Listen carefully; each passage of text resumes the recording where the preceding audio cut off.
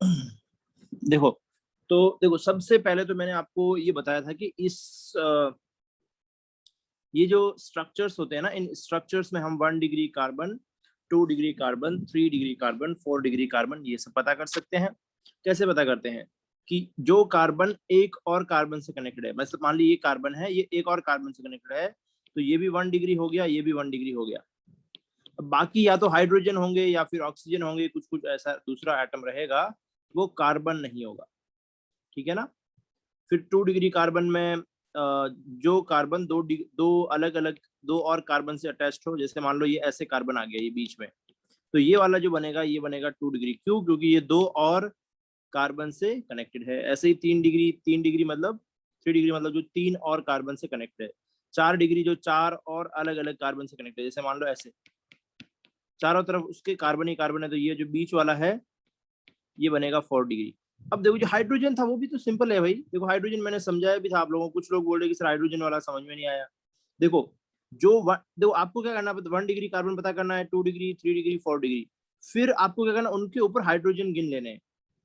समझ में आ रही बात?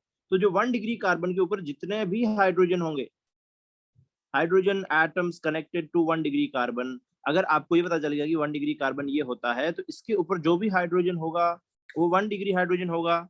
बात आ रही है समझ में? फिर 2 डिग्री हाइड्रोजन, मतलब जो दो डिग्री कार्बन से दो जितने भी हाइड्रोजन कनेक्टेड होंगे वो होंगे 2 डिग्री हाइड्रोजन। फिर 3 डिग्री और 4 डिग्री वाला होता नहीं है। देखो फिर मैंने आपसे बोला कि इसका आपको कंप्लीट स्ट्रक्चर ड्रॉ करना है, कंप्लीट वाला भी ड्रॉ करना है और कंडेंस्ड वाला भी ड्रॉ करना है, दोनों ड्रॉ करने हैं। लेकिन आप लोगों ने ड्रॉ नहीं किया ठीक से, जिसने भी किया कुछ कुछ मिस्टेक्स भी किया, बाकी लोगों ने जिसने ड्रॉ किया है उसने मिस्टेक्स किए, और काफी लोगों ने तो किया भी नहीं है।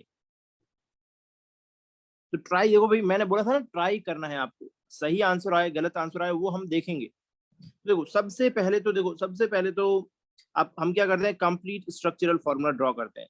तो कंप्लीट स्ट्रक्चरल फॉर्मूला ड्रॉ करने के लिए सबसे पहले आप क्या करो, इस कार्बन में एक तरह से नंबरिंग कर दो, है ना। तो मतलब कार्बन गिन लो, इसमें एक ये वाला कार्बन हो गया, एक ये वाला हो गया, एक ये वाला, एक ये वाला, एक ये वाला, एक ये और एक ये। और इसके बाद जो बचते हैं वो ब्रांचेस है, मतलब ये एक कार्बन इस ब्रांच में है और दो इसमें है, तो वो हम लगा देंगे। 5 नंबर कार्बन पे एक ब्रांच है और 2 पे एक और ब्रांच है जिसमें अंदर जिसके अंदर 2 कार्बन है ऐसे, तो वो भी हम लोग बाद में लगा देंगे। तो ब्रांच वाला तो सबसे पहले आपको क्या करना है, इस तरीके से 8 कार्बन ड्रॉ करना है। आप चाहो तो ऐसे भी कर सकते हो, मतलब ऐसे जैसा ये बना हुआ है ना उस तरीके से। पता नहीं समझे? तो यहाँ 1 2 3 4 5 6 7 और 8 वाला मैं यहाँ ड्रॉ कर देता हूँ, तो 8 कार्बन हो गया। अब देखो, अब आपको देखना है, अब यहाँ पर फिर से आप नंबरिंग करो, ये कार्बन नंबर 1 है, ये कार्बन नंबर 2 है, ये कार्बन नंबर 3, ये 4, ये 5, ये 6, ये 7, 8। तो इसमें भी ऊपर वाले में भी 8 थे, यहाँ पे भी 8 आ गया। अब अगर आप ध्यान से देखोगे तो 4 नंबर कार्बन के ऊपर 2 और कार्बन लगा हुआ है, तो 4 नंबर के ऊपर ऐसे 2 कार्बन लगे हुए हैं, मैंने लगा दिए। फिर एक 5 पे एक कार्बन लगा हुआ, वो भी लगा दो, तो मैंने 5 पे भी एक कार्बन लगा दिया, हो गया। तो ये हमारा एक तरह से कार्बन तो पता चल गया। अब हमको हाइड्रोजन यहाँ पर लगाने हैं, जितना जरूरत है उतना। बता रही समझ में? तो देखो यहाँ पर कितने हाइड्रोजन का जरूरत है मुझे बताइए, यहाँ कितने हाइड्रोजन का जरूरत है इस कार्बन के ऊपर? 3 का जरूरत है ना। 3। क्यों? क्योंकि एक बॉन्ड तो पहले से बना हुआ है, 3 बॉन्ड कार्बन और बनाएगा, टोटल कार्बन के 4 बॉन्ड होते हैं। तो यहाँ पर आप क्या करो, 3 ऐसे ऐसे करके हाइड्रोजन लगा दो। फिर इस कार्बन के ऊपर कितने की जरूरत है बोलो? 2। 2 की जरूरत है, क्योंकि 2 तो पहले से बना हुआ है, ये और ये तो बना हुआ है, तो 2 बॉन्ड और बना सकता है ये हाइड्रोजन के साथ। तो 2 बॉन्ड हम और बना लेंगे, और वो किसी भी तरफ लिखो, ऐसे कोई फर्क नहीं पड़ता, ऊपर लिखो नीचे लिखो हाइड्रोजन, उससे कोई फर्क नहीं पड़ता। जैसे ये वाला है, इस पे भी 2 आपको और लगाने पड़ेंगे, तो टोटल 4 हो जा रहे हैं ना। देखो भाई ये टोटल 4 हो जा रहे हैं, एक ये, एक ये, एक ये, एक ये, 4 बॉन्ड हो गए कार्बन के। तो 4 हमेशा ध्यान रखना है। फिर ये वाला कार्बन है, इस पे कितना हाइड्रोजन आएंगे बताओ? 1। 1 आएगा इसके ऊपर, क्योंकि 3 तो पहले से दिख रहा है, एक चौथा ये हाइड्रोजन लगा दो यहाँ पे ऐसे करके। तो मैं यहाँ पर एक हाइड्रोजन लगा देता हूँ। इसके ऊपर कितना आएगा? 2। इसके ऊपर 2 आएगा, तो 2 हाइड्रोजन लगा देते हैं हम लोग। फिर ये लास्ट वाले के ऊपर कितना आएगा? 3। 3। देखो भाई लास्ट वाला जो भी रहता है ना, ऐसे जो एंड वाला जो भी रहता है उसके ऊपर 3 आते हैं ऐसे, तो मैं इधर भी 3 लगा दिया, इधर ये भी एंड वाला है एक तरह से, तो इस पे भी मैं 3 लगा दिया ऐसे। अब ये वाला देखो, इसके ऊपर कितना आएगा, 5 नंबर के कार्बन पे कितना आएगा, 2 1 2 कैसे आएगा भाई, देखो 3 तो पहले से 1 बना हुआ है ना, 1 2 3, 3 तो पहले से है, तो 1 ही आएगा ना, यस सर, समझ आ रही बात। यस सर, तो इधर हम 1 लगा देते हैं, ये 1 लगा दिया, फिर इस पे आएगा 2, और ये इस पे कितना आएगा, 1 आएगा कि 2, 2 हो गया। तो अब देखो ये आपका ये कौन सा स्ट्रक्चर बना, बताओ ये कौन सा स्ट्रक्चर बना है, बताइए। ये कंप्लीट वाला स्ट्रक्चर है, क्योंकि इसमें हमने सारे कार्बन्स भी दिखाए हैं, सारे हाइड्रोजन्स भी दिखाए हैं, और सारे जो है बॉन्ड्स भी दिखाए हैं हमने इसके अंदर। तो ये बना है हमारा कंप्लीट स्ट्रक्चरल फॉर्मूला। इसी को देखो, या तो आप इससे भी आप कंडेंस वाला ड्रॉ कर सकते हो, या डायरेक्ट इससे भी कर सकते हो, दोनों से कर सकते हो। देखो कंडेंस्ड को भी ड्रॉ करने का यही तरीका है। सबसे पहले देखो हमको बताइए कि 8 कार्बन है, अगर 8 कार्बन है तो 8 कार्बन ऐसे एक लाइन में लगा दो,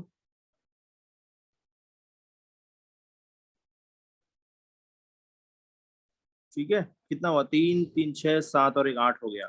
फिर आप जानते हो कि भाई जो 4 नंबर का जो कार्बन है उसके ऊपर ऐसे 2 कार्बन्स लगे हैं, और 5 वाले पे 1 लगा हुआ, तो ये मैंने लगा दिया। अब बस हाइड्रोजन जो है यहाँ पे चिपका दो, हाइड्रोजन यहाँ पे 3 हाइड्रोजन है, इस वाले पे कितना है, 2 है, तो इधर 2 हाइड्रोजन चिपका दो, इधर फिर से 2 आएगा, इधर 1 आएगा, इधर फिर से 2 आएगा, इधर 3 आएगा, इधर फिर से 3 आएगा, इधर 1 आएगा, इधर 2, इधर 2, इधर 3।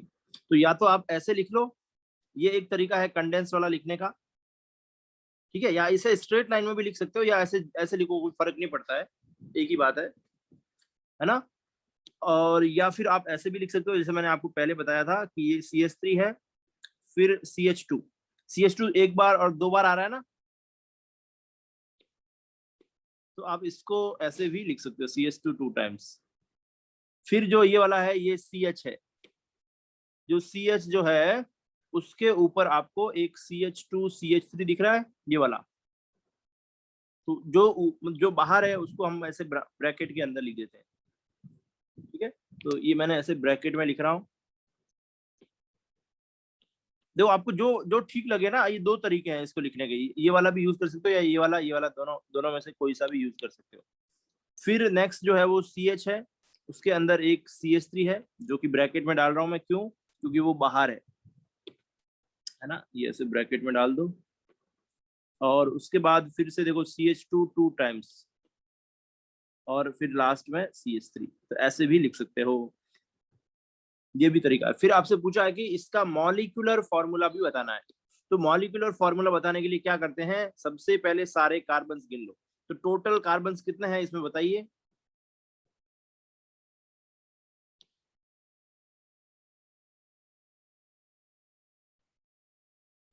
How many total carbons do you see here, 8 देखो 8 तो भाई, देखो 8 तो यही थे, 8 तो ये थे लंबे लाइन वाले, और 3 और है, एक ये वाला और 2 ये वाले, तो 8 और 3 11 हो गया। तो हम लिख सकते हैं कि C11। और हाइड्रोजन कितना है, हाइड्रोजन यहाँ से गिन लो, देखो 3 2 2, तो ये कितना हो गया, 3 और 2 2, 3 और 4 7, 22 7 और 8, 8 और 2 10, 10 और 3 13, 13 और 4 17, 17 और 4 21, 21 और 3, तो 24 हो रहा है ना, 24 आ रहा है ना हाइड्रोजन, 24 ही आएगा। करने की जगह एल्केन के फॉर्मूले से भी तो लिख क्या क्या बोल रहे हो, हम फॉर्मूले से भी तो लिख सकते हैं। हाँ फॉर्मूले से भी लिख सकते हैं, लेकिन फॉर्मूला मैंने अभी बताया नहीं है ना, अब तुम्हें पता है, बाकी लोगों को तो पता है नहीं, है ना, बाकी लोगों को बताऊंगा अभी। तो ये इसका मॉलिक्यूलर फॉर्मूला हो गया, ठीक है।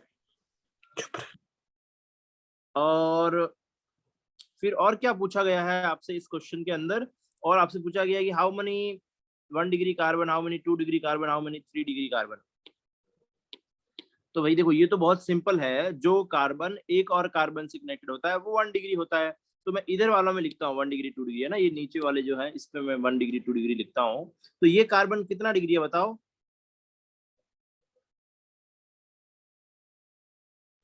ये 1 कार्बन कितना डिग्री। डिग्री का है? 1 डिग्री का है ना, क्योंकि ये एक और कार्बन से कनेक्टेड है। तो ये कार्बन हमारा 1 डिग्री हो गया। देखो एंड वाले जितने भी होते हैं ना, मैं बता देता हूँ 1 डिग्री है। तो ये देखो ये भी एक एंड वाला है, ये भी एक 1 डिग्री वाला है, फिर ये वाला भी एंड पे है। तो एंड वाले जितने भी होते हैं 1 डिग्री के होते हैं। तो ये भी 1 डिग्री का है, और ये एक लास्ट में जो है ये भी आपका 1 डिग्री का है। तो हमारे पास कितने 1 डिग्री कार्बन मिले? 4। तो 1 डिग्री कार्बन जो हमको मिला है वो मिला है 4 ही होगा, मतलब इसमें जो एंड वाले होते हैं ना वही रहते हैं, बाकी नहीं होंगे। फिर हम जाते हैं 2 डिग्री के ऊपर। तो इस कार्बन को देखो, ये कार्बन कितने और कार्बन से कनेक्टेड है? 2 और कार्बन है ना, ये और ये, दिख रहा है? यस। फिर इसको देखोगे तो इसमें भी ये और ये 2 तरफ कार्बन से कनेक्टेड है। तो ये दोनों के दोनों क्या होंगे? ये दोनों के दोनों 2-2 डिग्री के हैं। ये भी 2 डिग्री का है और ये भी 2 डिग्री का है। और इसको देखोगे अगर, तो ये भी एक तरफ एक कार्बन है, एक तरफ ये कार्बन है, तो ये भी आपके लिए 2 डिग्री का है। फिर देखो ये, इसको अगर देखोगे ये कितना डिग्री का है? 3 डिग्री।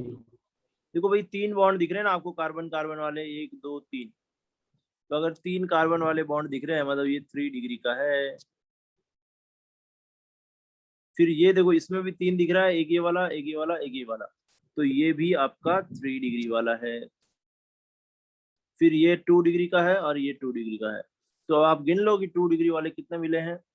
तो 2 डिग्री वाले 5। मेरे हिसाब से मिले होंगे 1 2 3 4 5, yes. And after that we have to count 3 degree hydrogens, 2. 3 degree carbons। 3 degree carbons कौन कौन सा है? एक ये वाला है और एक ये वाला है, तो 2 हो गया। अब देखो भाई अब आपको हाइड्रोजन भी बताना है कि 1 डिग्री हाइड्रोजन कितना है, 2 डिग्री हाइड्रोजन कितना है, 3 डिग्री हाइड्रोजन कितना है। 4 डिग्री तो होता नहीं है ना, तो वो कैसे बताएंगे? देखो अब आप क्या करिए, 1 डिग्री, जो 1 डिग्री वाला कार्बन है ना उस पे जो हाइड्रोजन है वो 1 डिग्री। तो यहाँ पर आपको ये जो 3 हाइड्रोजन दिख रहे हैं ना, तीनों के तीनों 1 डिग्री के हैं। बात आ रही है समझ में? तो एक तरह से हमको 3 1 डिग्री हाइड्रोजन तो यहाँ मिल गए, फिर 3 यहाँ पे मिल गए 1 डिग्री हाइड्रोजन, 3 यहाँ पे मिल गए 1 डिग्री हाइड्रोजन, और 3 यहाँ पे मिल गए। तो टोटल कितना है वो बताओ? 12. 12 हुए ना। तो मतलब जो 1 डिग्री कार्बन पे जो हाइड्रोजन होते हैं ना उन्हीं को बोला जाता है। तो यहाँ पे हमको मिलेंगे 4, मतलब 4 × 3 मिलेगा आपको। तो ये जो नंबर है × 3, तो उतना आपको हाइड्रोजन मिल जाएगा। फिर 2 डिग्री वाले पे चेक करो। तो 2 डिग्री देखो, 2 डिग्री वाले 2 तो यहाँ पे है, फिर 2 यहाँ पे है, फिर 2 यहाँ पे है, और फिर ये 2 यहाँ पे है, और 2 यहाँ पे भी है। तो टोटल कितना हुआ 2 डिग्री वाले हाइड्रोजन? 2-2 है ना सब जगह भाई, तो 10 होगा ना। 10। तो 5 × 2 है वो, या 2 × 5 लिखो, एक ही बात है। फिर 3 डिग्री हाइड्रोजन, जो 3 डिग्री जो कार्बन है उसके ऊपर जो हाइड्रोजन है वो 3 डिग्री होता है। तो ये यहाँ पे भी एक 3 डिग्री हाइड्रोजन है, ऊपर भी एक 3 डिग्री हाइड्रोजन है। टोटल कितना हुए 3 डिग्री वाले hydrogen?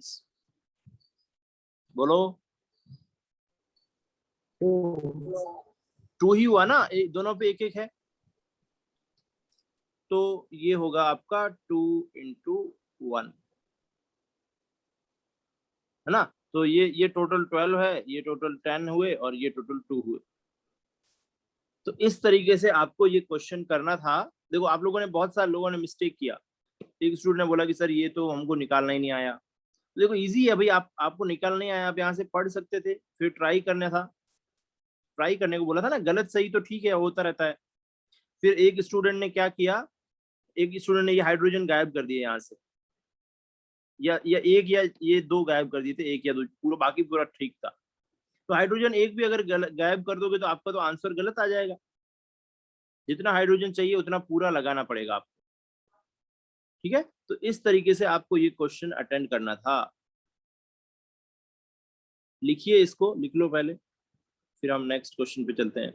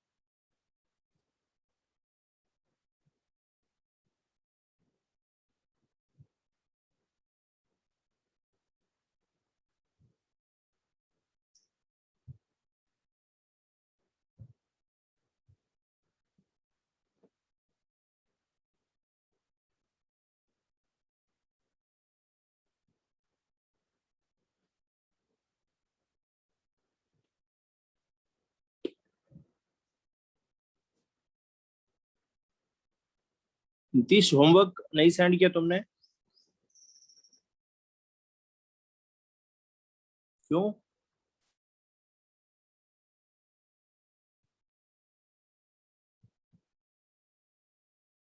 Nitish, are you listening? Yes sir, वो पहले समझ में नहीं आया था सर, अब समझ में आया। समझ में नहीं? कैसे नहीं आया? अभी समझ में, पूरा क्लास देखते हो 1 घंटा, तो बीच में पूछा नहीं आपने? उसी टाइम पूछो, नहीं समझ में आता है तो।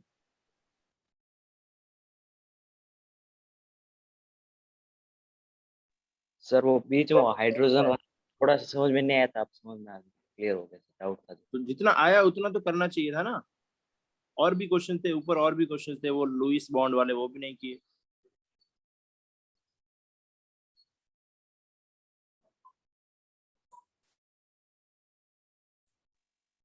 इस यही तो मैं, देखो मैं होमवर्क क्यों दे रहा हूँ, मैं ऐसा थोड़ी दे रहा हूँ भी आप लोग करोगे और आप लोग करोगे तो मुझे मजा आएगा, ऐसा थोड़ी है। होमवर्क इसीलिए देता हूँ कि आप लोग ट्राई करो, और आप लोग ट्राई करोगे, कुछ कुछ गलतियां करोगे तो मुझे पता चलेगा कहाँ गलती कर रहे हो, फिर मैं आपको समझाऊंगा कि आप यहाँ गलती कर रहे हो। ये यही तो, इसीलिए तो होमवर्क दे रहा हूँ मैं।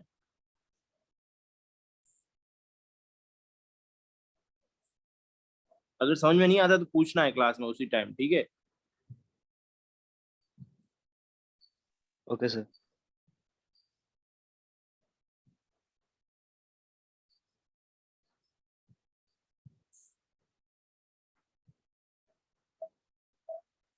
ओके, तो लिख लिया ये सब। अब देखो, अब हम, मैंने आपको 2-4 क्वेश्चंस और दिए थे, उसमें जिसने मुझे सेंड किया है वो लगभग सही किया है, 1-2 मिस्टेक्स थी, उसको मैं आपको बता देता हूँ, है ना।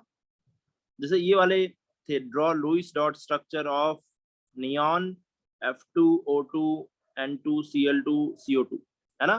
तो ये वाले लुईस डॉट स्ट्रक्चर को मैं एक बार दिखा देता हूँ आपको।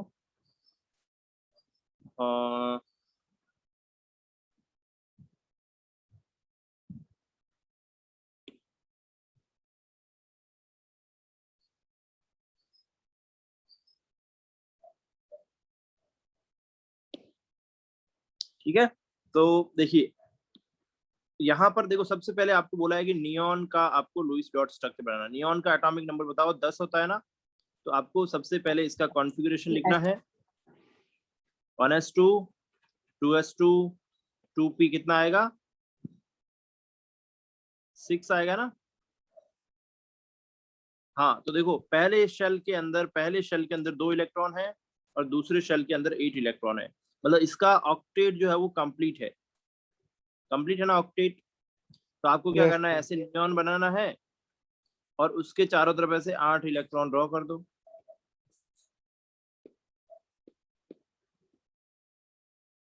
ठीक है, तो ये हो गया बस नियॉन का लुईस डॉट स्ट्रक्चर। इसमें और इसमें देखो बॉन्ड वगैरह बनाएगा नहीं है, क्यों नहीं बनाएगा, क्योंकि 8 जो है वो इलेक्ट्रॉन्स पूरे हैं इसके पास। तो बता रही है समझ में? Yes, sir. Yes. फिर देखो, फिर आपको ड्रॉ करना था फ्लोरीन का। तो फ्लोरीन का देखो, फ्लोरीन का भी आप सबसे पहले लिखिए एटॉमिक क्या इलेक्ट्रॉनिक कॉन्फ़िगरेशन। तो फ्लोरीन का भी इलेक्ट्रॉनिक कॉन्फ़िगरेशन लिखोगे वो आएगा 1s2 2s2 2p5। तो पहला जो शेल है, पहले शेल के अंदर आपको 2 इलेक्ट्रॉन दिख रहे हैं, दूसरे शेल में आपको 7 इलेक्ट्रॉन दिख रहे हैं, है ना। तो आपको क्या करना है, फ्लोरीन के चारों तरफ आपको 7 इलेक्ट्रॉन ड्रॉ करने हैं। ठीक है, तो मैं देखो ऐसे 1 2 3 4 5 6 और 7 इलेक्ट्रॉन ये ड्रॉ कर दिया मैंने, है ना। लेकिन देखो अब इसका ऑक्टेट पूरा नहीं, तो कितना इलेक्ट्रॉन इसको और चाहिए?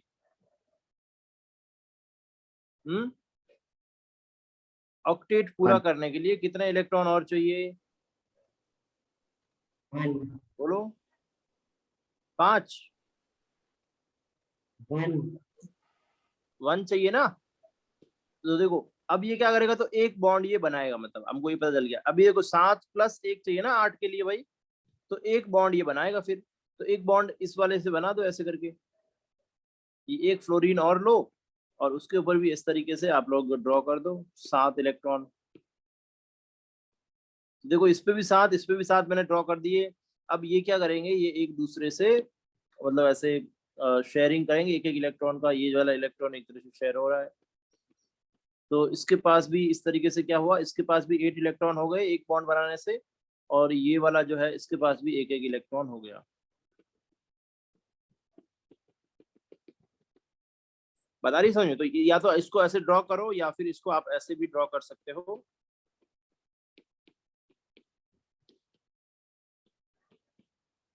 बता रही समझ में? तो इसके अंदर मुझे बताओ कितने बॉन्ड पेयर्स हैं? 1 बॉन्ड पेयर्स 1 है ना भाई, ये वाला बीच Yes. वाला जो है ये वाला, है ना। और कितने लोन पेयर्स हैं? सब पूरे में या एक में? 6. पूरे में, पूरे में, 6. पूरे पूरे में में 6 है ना। देखो 3 इसके ऊपर और 3 इसके ऊपर, टोटल 6 लोन पेयर्स हुए ना। तो इस तरीके से आपको ये चीजें, मतलब आपको ये क्वेश्चन ऐसे कभी कभी एग्जाम में ऐसे पूछा जा सकता, आगे की क्लासेस में जब आप जाओगे तो ये पूछे जाएंगे कि लॉन पेयर कितना है इसमें, इसमें बॉन्ड पेयर्स कितना है, ये सब पूछा जाएगा। ठीक है, और ये वाला ऐसे एक तरह से बॉन्ड बन रहा है ये वाला।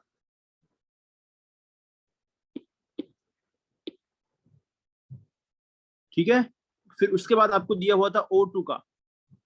देखो O2 में भी आपको भाई सेम चीज करना है। देखो अब O2 में मैं डायरेक्ट बना रहा हूँ। ऑक्सीजन के वैलेंस इलेक्ट्रॉन कितना है बताओ? 6 है ना। तो देखो मैं ऐसे 6 बना रहा हूँ, 1 2 3 4 5 6, है ना।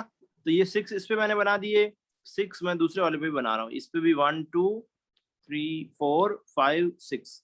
तो इसके देखो ऑक्सीजन के पास आपको 2,6 इलेक्ट्रॉन है, तो ऑक्टेट बनाने के लिए कितना चाहिए? 2. 2 चाहिए ना। तो ये 2 बंदा एक ऐसे शेयरिंग करेगा, 2 का यहाँ पर शेयरिंग होगा इस तरीके से।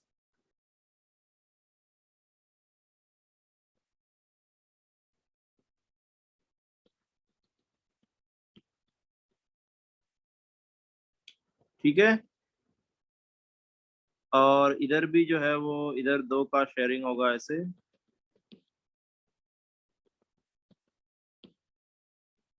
इस तरीके से, है ना। तो ये यहाँ पे मतलब ओवरऑल हमारा मॉलिक्यूल एक तरह से ऐसा बन रहा है।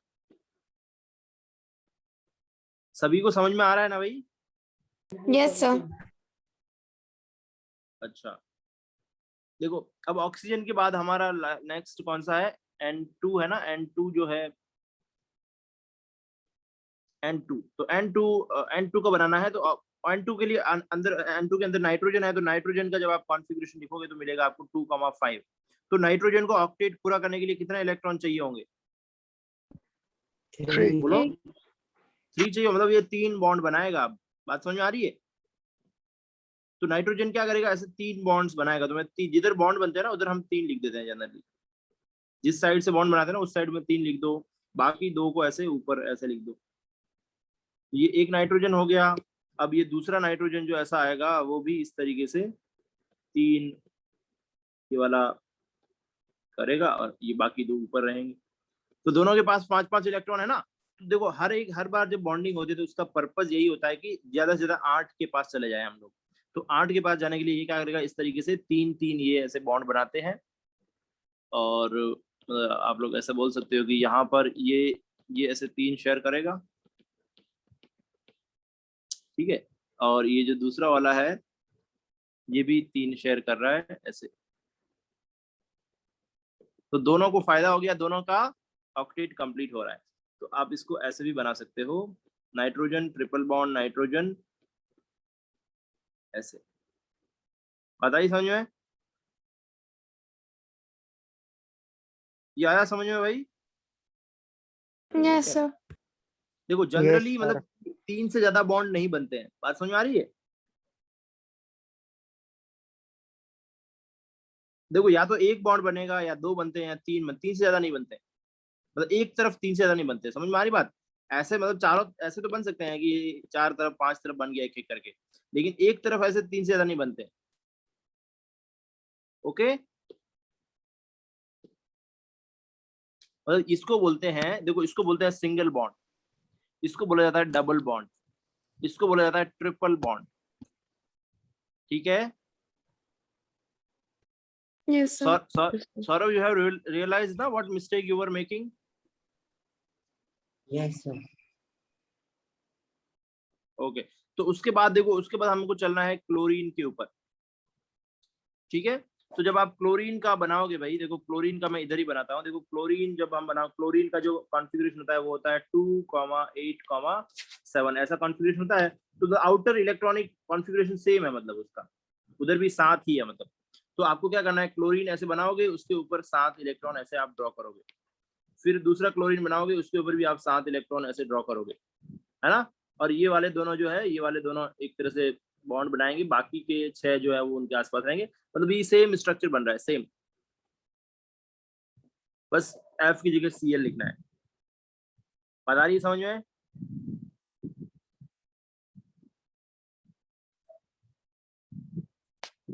और जो लास्ट वाला था वो था CO2 का स्ट्रक्चर पूछा गया था आपसे। तो CO2 का स्ट्रक्चर मैं बनाता हूं इधर। तो CO2 में देखो एक तो कार्बन है, कार्बन का कॉन्फ़िगरेशन होता है 2,4, और एक ऑक्सीजन है, ऑक्सीजन का कॉन्फ़िगरेशन होता है 2,6। मतलब लास्ट में 6 इलेक्ट्रॉन है। तो ऑक्सीजन को कितने बॉन्ड बनाने होंगे बताओ? ऑक्सीजन कितने कितने बॉन्ड बनाएगा बताइए? और कार्बन कितने बॉन्ड बनाना चाहेगा यहाँ पर? सर कार्बन 4 और ऑक्सीजन 2। है ना। देखो कार्बन को 4 की और जरूरत है 8 पूरा करने के लिए, और ऑक्सीजन को 2 की और जरूरत है 8 पूरा करने के लिए। तो वहां पर मतलब कार्बन तो बनाएगा 4 बॉन्ड, और जितने भी ऑक्सीजन एटम आएंगे वो 2-2 बॉन्ड बनाएंगे। तो अगर आप देखो भाई, तो कार्बन 4 बॉन्ड बनाना चाहेगा, तो ये 1 2 ये 3 4 चारों कार्बन के मैंने बना दिए। अब ऑक्सीजन को ले लो, तो ऑक्सीजन के पास 6 है पहले से, मतलब 1 2 3 4 5 6, है ना। ऐसे ही मैं दूसरा ऑक्सीजन इधर बनाता हूँ, इसके पास भी 1 2 3 4 5 6, है ना। तो अब देखो, अब ये कार्बन क्या करेगा, कार्बन इन 6 के ऊपर अपना इन इन 6 को एक तरह से शेयर कर रहा है वो।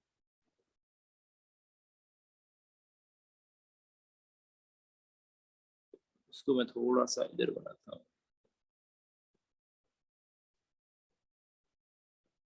है ना। तो देखो ये जो कार्बन है, कार्बन के ऊपर, कार्बन के पास एक तरह से ये आ गए 6 इलेक्ट्रॉन ऐसे, 6 क्या 8 मतलब। तो ऑक्टेट पूरा हो गया ना कार्बन का भाई।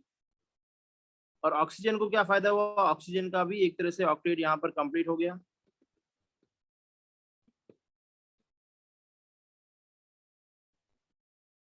Are you getting this guys point?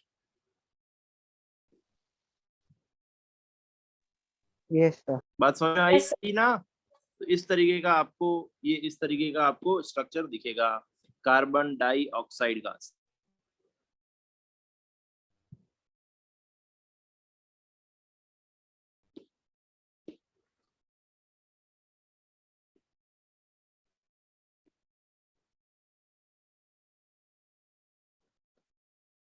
ठीक है, तो या तो आप इसको ऐसे बनाओ या फिर ऐसे भी ड्रॉ कर सकते हो।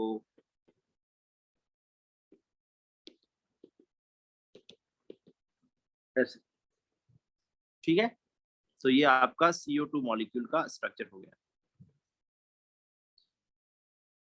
तो मतलब ये तो ज्यादातर स्टूडेंट्स ने जिसने भेजा था उन्होंने सही किया था। एक नाइट्रोजन वाले में कुछ कुछ मिस्टेक्स था आप लोगों का, बाकी सब में सही था। तो लग रहा है आप लोगों को ये बात तो समझ में आ गया है। तो चलो अब हम नेक्स्ट पार्ट नियॉन से आगे लुईस डॉट स्ट्रक्चर बना सकते हैं क्या? हाँ, किसी का भी बना सकते हो। हमको क्या करना पड़ेगा, हमको तो आउटर मोस्ट इलेक्ट्रॉन नियॉन, देखो ये क्लोरीन वाला जो है, क्लोरीन वाला नियॉन से आगे ही तो है। बता रही समझ में? यस क्लोरीन वाले का भी तो बनाया हमने नियॉन। क्लोरीन तो 9, क्लोरीन कितना है, 17 नंबर पे है। नियॉन तो 10 पे ही है।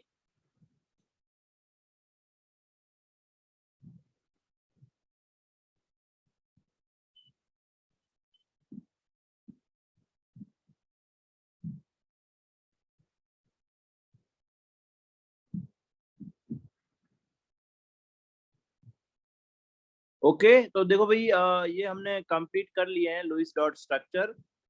और अब देखो, अब इसके आगे हमको क्या करना है, नेक्स्ट टॉपिक पे चलते हैं। तो 1 डिग्री 2 डिग्री 3 डिग्री ये सब आपको समझ में आ गया होगा, आई होप। तो अब हम चलेंगे नेक्स्ट पार्ट के ऊपर। तो नेक्स्ट पार्ट कौन सा है, लेट मी चेक।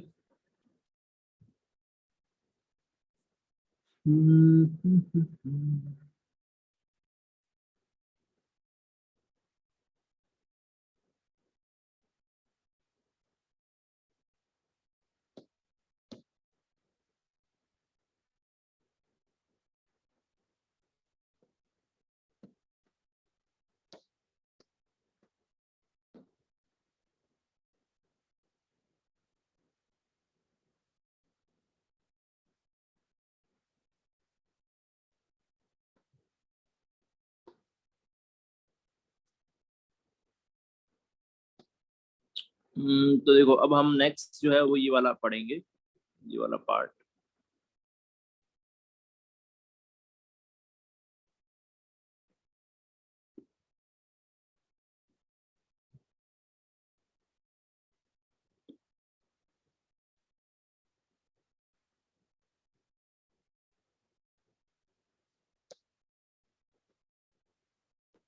ठीक है, तो नेक्स्ट टॉपिक लिखिए।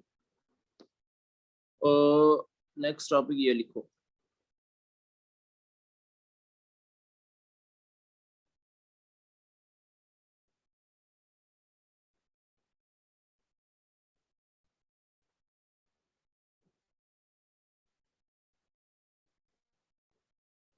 ठीक है, तो देखो नेक्स्ट हम पढ़ने वाले हैं कार्बन एलोट्रॉप्स।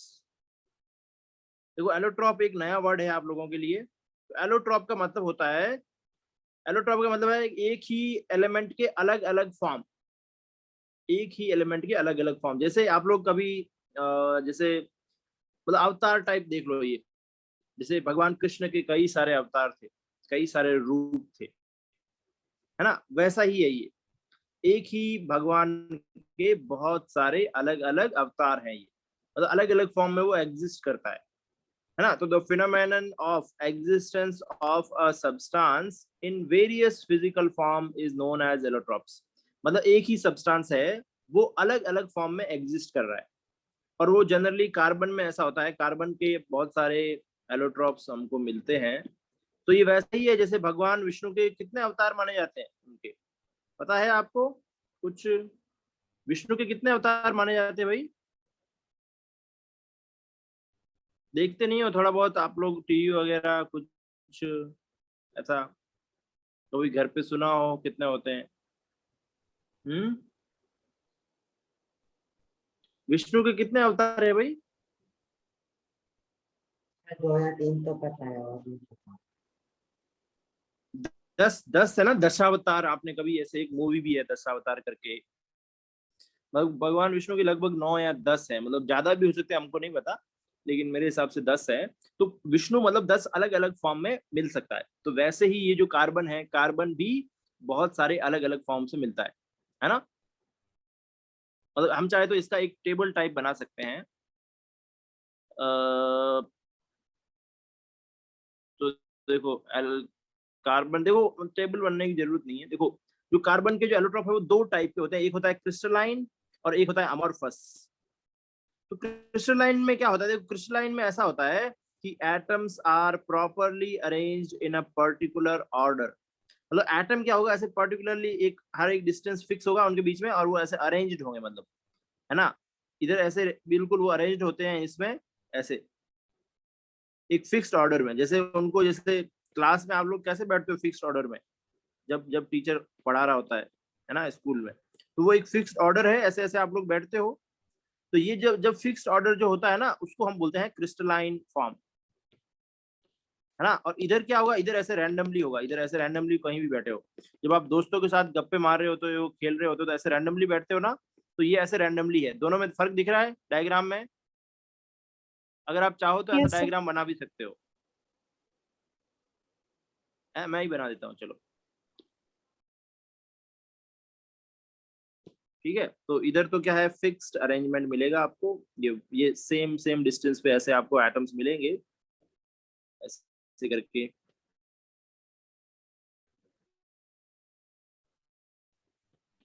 ठीक है।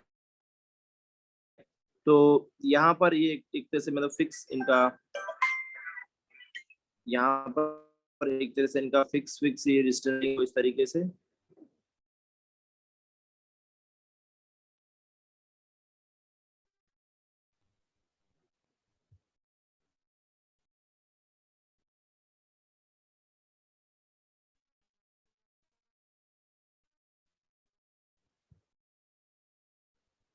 तो देखो यहाँ अरेंज फिक्स में है, इधर क्या होगा, इधर ऐसे रन रहेंगे। बता रही है समझ में। Yes, sir. तो देखो ये एटम ऐसे दो मतलब तरीके से कार्बन कैसे ऐड कर सकते हैं एक ही टाइप के में? होते हैं, देखो क्यों होते हैं अभी बात करेंगे। तो देखो जो डायमंड होता है ना, डायमंड, डायमंड तो पता है ना आप लोगों ने, मूवी में तो देखा ही होगा भाई, रियल लाइफ में नहीं देखा हो लेकिन मूवी में तो देखा ही होगा आपने, मूवी वगैरह में या टीवी वगैरह में डायमंड। तो डायमंड जो होता है वो कार्बन का एक फॉर्म होता है, मतलब उसमें डायमंड के अंदर कार्बन ही होते हैं और कुछ होता ही नहीं है। समझ में आ रही है बात। उसी तरीके से जो ग्रेफाइट होता है, आपकी जो पेंसिल है ना, उस पेंसिल की जो ब्लैक ब्लैक जो लीड होती है ना अंदर, पेंसिल की जो लीड होती है वो भी ग्रेफाइट होता है, वो भी प्योर कार्बन है ऐसे। बात समझ में आ रही है। फिर जो एक Yes, फुलरीन sir. करके एक फुलरीन करके एक डायग्राम आएगा है, उसमें भी क्या होता है कि ये एक गोल गोल ऐसे अरेंज रहते हैं, ऐसे फुटबॉल की तरह एक शेप बन जाता है, उसको हम बोलते हैं फुलरीन। अभी बताऊंगा मैं फुलरीन कैसा दिखता है ना। तो ये हमारे सारे के सारे ये क्या है, ये क्रिस्टलाइन फॉर्म है, इसमें कार्बन एटम्स प्रॉपरली अरेंज्ड होते हैं। और इधर अमॉर्फस में क्या होगा, no proper order of arrangement of atoms. मतलब एटम्स का कोई ऑर्डर नहीं होता, रैंडमली एक यहाँ है, दूसरा यहाँ है, तीसरा यहाँ, चौथा यहाँ, पांचवा यहाँ, छठा यहाँ, सातवां यहाँ, आठ, ऐसे ऐसे कोई ऑर्डर ही नहीं है ना। तो वो इस तरीके के फॉर्म कौन कौन से होते हैं, इस तरीके के जो फॉर्म होते हैं वो होते हैं कोल में। कोल मतलब जो कोयला होता है भाई, जमीन से जो कोयला निकलता है जानते हो ना, लकड़ी वाला कोयला अलग होता है और एक कोयला जमीन से निकलता है वो अलग होता है ना। ये पत्थर जैसा ही होता है, मतलब एकदम पत्थर जैसा दिखता है ये। फिर चारकोल, ये जो लकड़ी वाला जो कोल, लकड़ी वाला जो कोयला बनाता है ना लकड़ी से, वो वाला चारकोल है ये, इसको चारकोल बोला जाता है। फिर लैम्प ब्लैक, आपने कभी मतलब दिया या फिर कुछ लालटेन वगैरह आपने जलाई हो अगर, तो उसके आसपास जो धुआं जम जाता है ना, या मतलब जैसे आपने यहाँ पर दिया लगाया ऐसे, और ये दिए के ऊपर यहाँ पे दीवार एकदम काली हो गई ऊपर यहाँ से, तो उसको बोलते हैं लैम्प ब्लैक या सूट जिसको बोलते हैं हम लोग, है ना। और एक कोक भी एक मतलब इसी से एक इसके जैसा एक कोयले के जैसा एक जमीन से निकलने वाला एक सब्सटेंस होता है। ये सारे मतलब अमॉर्फस फॉर्म्स रहते हैं। ठीक है। देखो मैं आपको दिखाता हूँ ये स्ट्रक्चर्स। मैंने इधर 1 मिनट रुको आप लोग, है ना, मैं आपको दिखाता हूँ स्ट्रक्चर्स। हाँ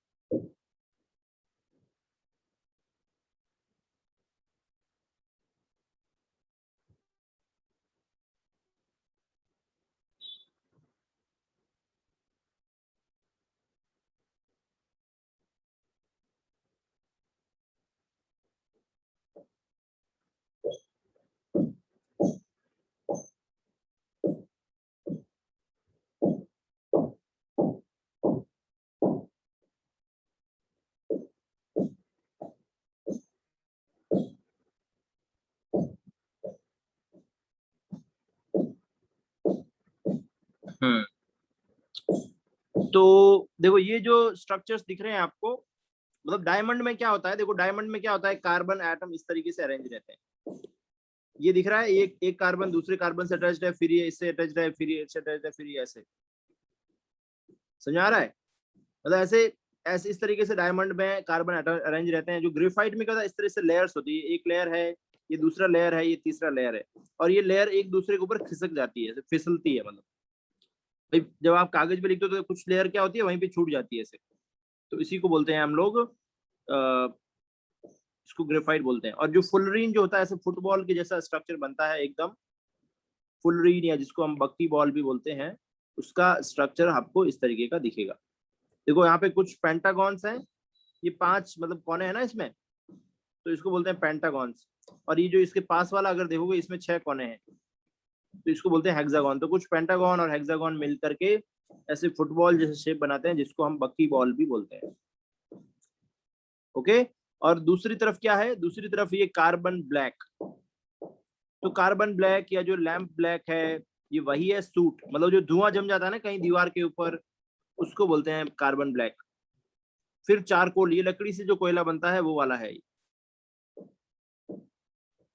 आर यू गेटिंग दिस? लकड़ी से जो कोयला बना वो वाला। फिर ये कोल, ये कोयला है लेकिन ये जमीन से निकलता है इस तरीके का, ऐसे पत्थर ही है, मतलब एक काला काला पत्थर सा होता है। फिर कोक, ये भी मतलब इसके जैसा ही होता है, ये दोनों एक दूसरे के भाई बहन ही है, ऐसे समझ लो, या भाई भाई समझ लो, है ना। और ये जो सूट है, ये सूट वही वाला, ये दोनों लगभग सेम जैसे होते हैं। तो इसमें क्या होता है, कार्बन का कोई फिक्स अरेंजमेंट नहीं होता है, ऐसे रैंडमली कार्बन एटम्स रहते हैं, इसमें एक पर्टिकुलर अरेंजमेंट है। तो इसके अंदर डिस्टेंस फिक्स है भाई। देखो इसके अंदर क्या है, डिस्टेंस फिक्स है कि इस कार्बन के और इसके बीच में इतना डिस्टेंस होगा, इसके बीच में इतना, इसके बीच में इतना डिफरेंस। हर एक कार्बन यहाँ पे इनके बीच में डिस्टेंस फिक्स होता है। यहाँ पर भी इनके बीच में एक तरह से डिस्टेंस फिक्स होता है, इनके बीच में डिस्टेंस फिक्स होता है। और यहाँ पे भी एक तरह से हर एक कार्बन के ऊपर ऐसे बीच में डिफरेंस डिस्टेंस जो फिक्स रहता है। लेकिन इधर ऐसा कुछ नहीं है, इधर रैंडमली रहते हैं कार्बन। तो इसी तरह से यहाँ पर 2 टाइप के आपको ये मिलते हैं एलोट्रॉप्स।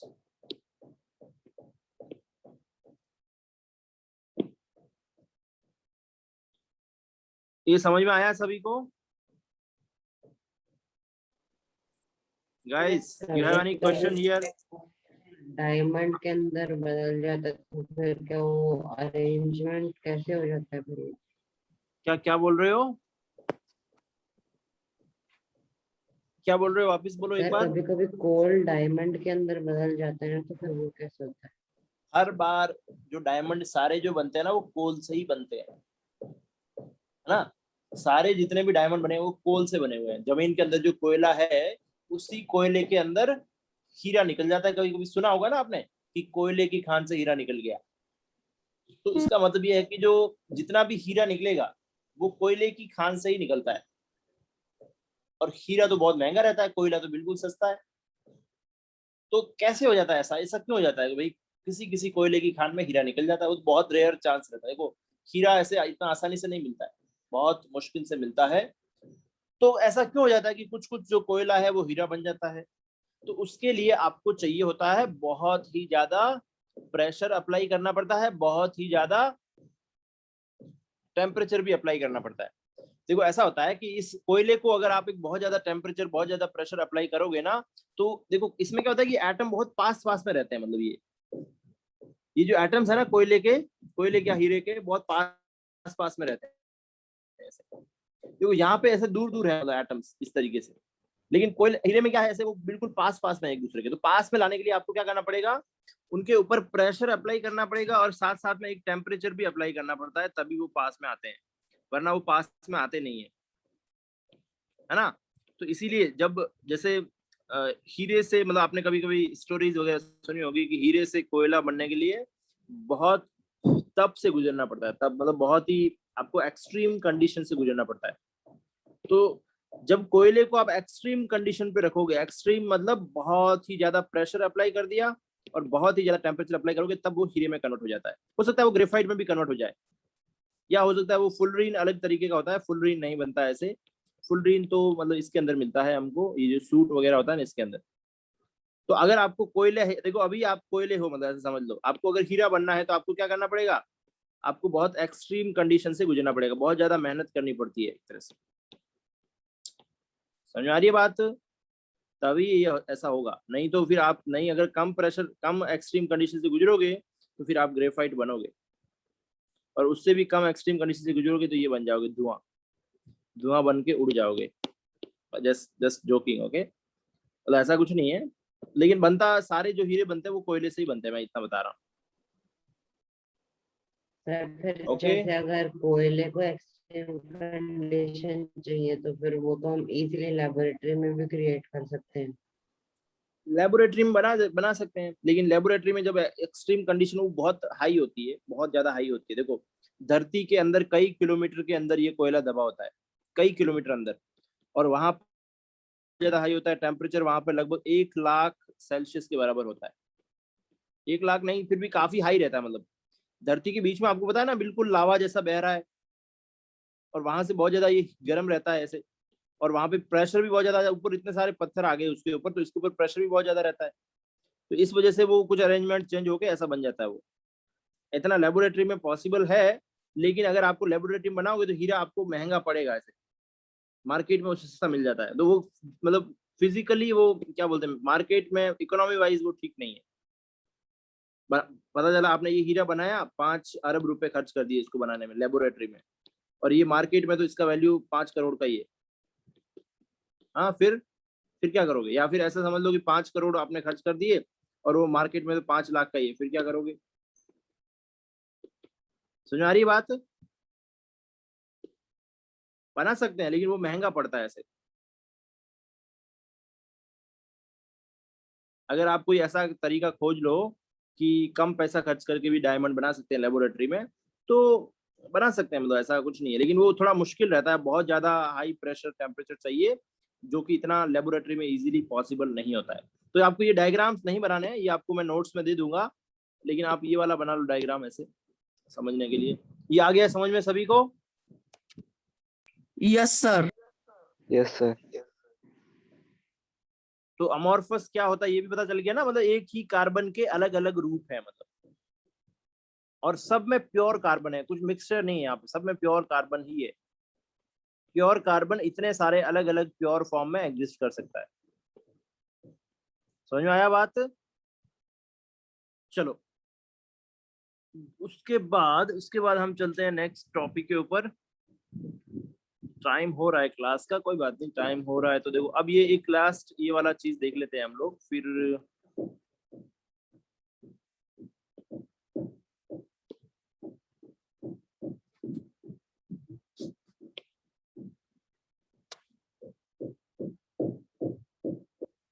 थोड़ा सा हम और डिटेल में देखते हैं कि जो डायमंड और जो ये ग्रेफाइट है इसके अंदर क्या डिफरेंस है, उसको देखते हैं हम लोग।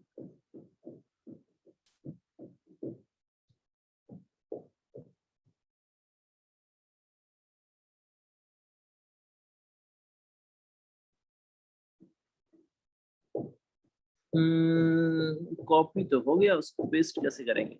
हाँ, सही करते हैं।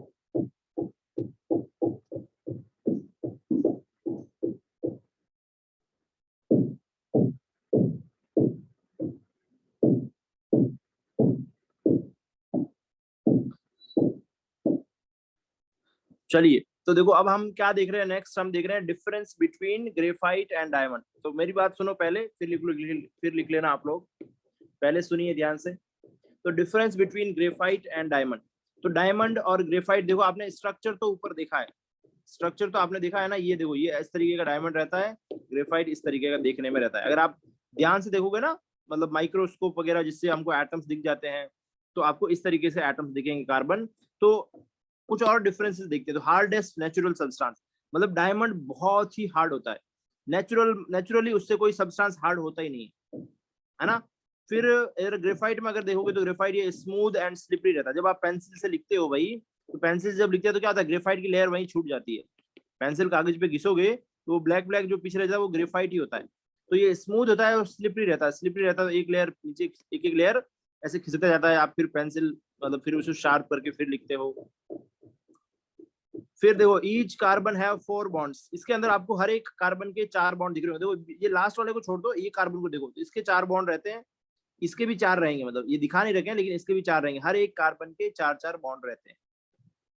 ओके, लेकिन इधर जो ग्रेफाइट में आपको 3 बॉन्ड ही दिखते हैं लेयर के अंदर। जैसे आपने अगर इस कार्बन को ले लो तो इसके 3 ही बॉन्ड दिख रहे हैं। ऐसा क्यों होता है? देखो चौथा बॉन्ड क्या होता है, चौथा जो इलेक्ट्रॉन है इसका वो फ्री रहता है। 3 इलेक्ट्रॉन ये यूज करता है बॉन्ड बनाने में, चौथा यहाँ पे फ्री रहता है। फिर इधर इसको बोला जाता है टेट्राहेड्रल 3D स्ट्रक्चर। देखो भाई टेट्राहेड्रल स्ट्रक्चर इसको बोलते हैं, ये इस तरीके का जो स्ट्रक्चर बनता है ना उसको बोलते हैं टेट्राहेड्रल।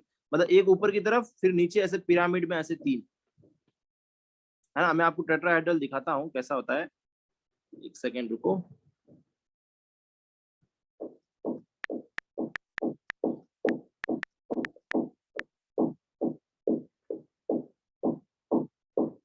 टेट्राहेड्रल इसको बोलते हैं। देखो ये पिरामिड टाइप ऐसा बनता है, 4 मतलब एक एटम ऊपर की तरफ और 3 ऐसे नीचे की तरफ रहते हैं।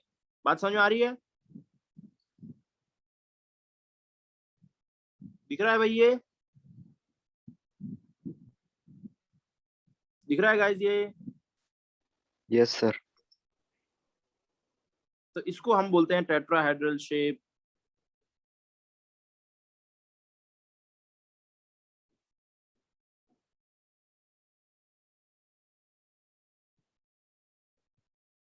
आपको बनाना नहीं है, ऐसे ही लिख दो। ये देखो इस तरीके का टेट्राहेड्रल शेप रहता है, ये टेट्राहेड्रल 3D स्ट्रक्चर। और जो दूसरा वाला रहता है वो हेक्सागोनल रिंग लेयर्ड स्ट्रक्चर। तो हेक्सागोनल देखो आपको 6 मतलब हेक्सागोनल मतलब 6 ऐसे दिख रहे होंगे ये वाले, ये 1 2 3 4 5 6 ऐसे 6 रिंग, 6 का ऐसे रिंग रहता है वो। ओके, तो इसको बोलते हैं हेक्सागोनल रिंग लेयर्ड स्ट्रक्चर। फिर ये रहता है नॉन कंडक्टर ऑफ इलेक्ट्रिसिटी, इससे इलेक्ट्रिसिटी कंडक्ट नहीं होगी। डायमंड से मतलब इलेक्ट्रिसिटी कंडक्ट नहीं होगी, डायमंड नॉन कंडक्टर होता है। जो ग्रेफाइट होता है वो गुड कंडक्टर ऑफ इलेक्ट्रिसिटी, क्योंकि बिकॉज ऑफ फ्री इलेक्ट्रॉन। देखो हमने यहाँ पर देखा था ना 3 ही बॉन्ड बना रहा है, मतलब 3 इलेक्ट्रॉन तो यूज हो गए, चौथा जो इलेक्ट्रॉन है वो फ्री है। 3 तो देखो, फोर्थ जो इलेक्ट्रॉन है वो फ्री है, तो वो इलेक्ट्रॉन क्या करता है, इधर उधर घूम सकता है, तो उसकी वजह से वहां पर इलेक्ट्रिसिटी कंडक्ट होती है। डायमंड जो है वो ट्रांसपेरेंट रहता है, लगभग डायमंड के आर पार दिख जाता है, या फिर ट्रांसपेरेंट या इसको ट्रांसलूसेंट ऐसा कुछ भी बोला जाता है। तो डायमंड ट्रांसपेरेंट है, मतलब एक आर पार दिख जाता है, छोटा सा हो तो। ये जो रहता है पेंसिल की जो लीड रहती है उसके आर पार नहीं देख सकती, ब्लैक होती है, ओपेक रहती है। ओपेक मतलब आर पार नहीं देख सकते आप लोग। फिर इसका हाई डेंसिटी रहता है, मतलब कार्बन कार्बन बहुत पास पास में रहते हैं। इसमें मैंने बोला था ना कि कार्बन बहुत पास पास में रहते हैं इस तरीके से। इसका डेंसिटी कंपेरेटिवली लो रहता है, मतलब इसमें थोड़े दूर रहते हैं, मतलब इसके ऊपर कम लगा है ना। तो अगर देखो भाई यहाँ पे बहुत सारे कार्बन हैं, अगर उनके ऊपर ज्यादा प्रेशर लगाओगे तभी तो वो पास पास में आएंगे, इधर कम प्रेशर लगाओगे तो वो थोड़ा और दूर दूर रहेंगे। बस इतना ही फर्क है। इधर कार्बन पास पास में है और इधर थोड़े थोड़े दूर है, बस इतना ही फर्क है। इसका यूज क्या होता है? Use as abrasive for sharpening hard tools. मतलब इसको डायमंड घिसता नहीं है, डायमंड को किसी के भी ऊपर घिसोगे ना तो वो दूसरे को शार्प कर देगा, है ना। और ड्रिलिंग टनल्स, अगर आपको पहाड़ को खोद के टनल बनाना है तो बड़े बड़े जो टनल वाले मशीन होते हैं ना उसके अंदर उसके आगे डायमंड लगे होते हैं, क्योंकि डायमंड बहुत हार्ड रहता है, वो घिसता नहीं है। अगर आप लोहा भी लगा लोगे, लोहा भी घिस जाएगा लेकिन डायमंड नहीं घिसेगा। तो उसके आगे छोटे छोटे डायमंड लगा देते हैं, वो डायमंड नहीं, और ड्रिल कर सकते हैं, पहाड़ को बना सकते हैं। आ रहा है बात समझ में? फिर Yes, इधर sir. अगर आप देखोगे तो use as dry lubricant for machinery and pencil leads. जो आपकी पेंसिल की लीड होती है उसमें एक तो ग्रेफाइट यूज होता है, और ये ड्राई लुब्रिकेंट, लुब्रिकेंट आप ग्रीस वगैरह समझते हो ना, ऑयल ग्रीस जो गाड़ियों में डालते हैं ना, ग्रीस लगाते हैं गाड़ी के ऊपर, स्पेशली जो मूविंग पार्ट्स रहते हैं ना गाड़ी के, उसके ऊपर ग्रीस लगाते हैं, इसको बोला जाता है लुब्रिकेंट। तो ये सारे मतलब कार्बन और डायमंड के बीच में डिफरेंस है, इनको आप नोट करिए और फिर हम लोग क्लास एंड कर रहे हैं। तो note down this and after this we will end this session. Sir अगर डायमंड इतना हार्ड होता तो डायमंड